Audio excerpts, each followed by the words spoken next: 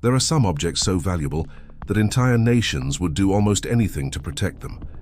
The FIFA World Cup trophy was one of them, not because of the gold, not because of its price, but because it represented the greatest achievement in football.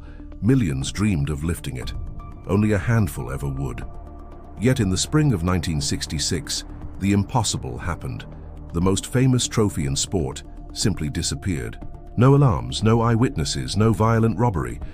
It was simply gone. The theft sent shockwaves across Britain. Within hours, Scotland Yard launched one of the biggest investigations in football history. Detectives flooded Westminster. Borders were watched. Every lead, no matter how small, was pursued.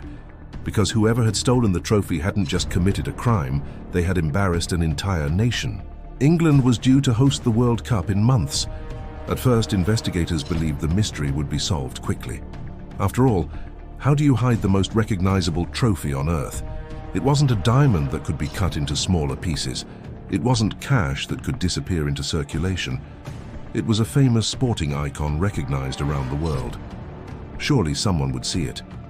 Surely someone would talk. But the days passed, then the weeks, and the case grew stranger with every new discovery. To understand why this theft mattered, we need to understand what was stolen. Long before today's trophy, there was the Jules Rimet Trophy. It was an elegant figure of Nike, the Greek goddess of victory, crafted from gold-plated sterling silver on a lapis lazuli base. Champions from Uruguay, Italy, Germany, and Brazil all lifted it in triumph. But football wasn't the only challenge the trophy had survived. During the Second World War, Europe descended into chaos. Priceless works of art disappeared forever. Museums were looted. The Jules Rimet Trophy almost suffered the same fate. FIFA official Ottorino Barassi secretly removed the trophy from a bank vault in Rome. Rather than a secure building, he placed it inside an ordinary shoebox beneath his bed, where it remained throughout the war. Against incredible odds, the trophy survived. By 1966, many believed its most dangerous days were behind it. They were wrong. As part of the celebrations, the Jules Rimet Trophy went on public display inside Westminster Central Hall in London. Thousands of visitors came to admire football's greatest prize. Families wandered through the exhibition. Children stopped to stare. Everything appeared perfectly normal. Until one Sunday afternoon. On March 20th, 1966, the exhibition temporarily closed for a church service.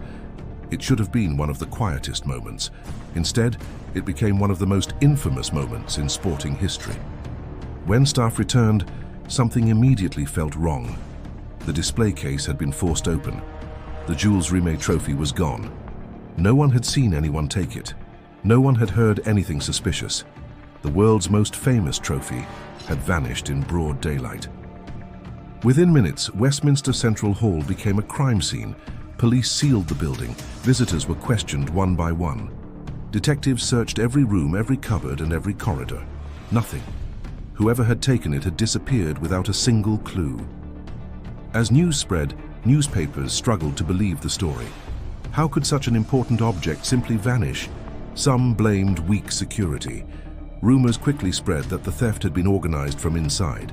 Some believed it was politically motivated. Others suggested a publicity stunt. But there was no evidence to support any theory.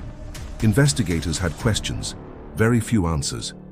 Then, just as the investigation appeared to be losing momentum, something unexpected arrived. An anonymous letter.